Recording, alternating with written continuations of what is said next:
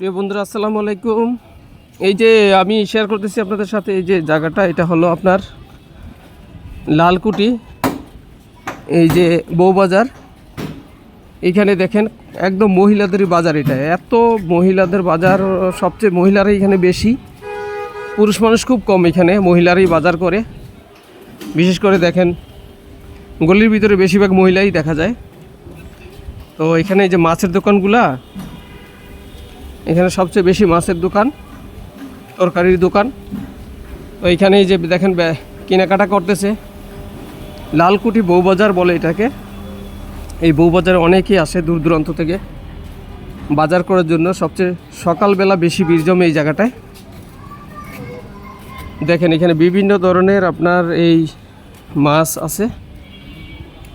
এখানে বিভিন্ন ধরনের মাছ, দেশীয় মাছ পাওয়া যায়, আর দামও একটু সস্তা, কম। বিশেষ করে তরকারিগুলিও অনেক সুন্দর সুন্দর। সকাল সকাল এই তরকারিগুলি এখানে আনে, আর এখানে থেকে অনেকেই নেয়। এই যে দেখেন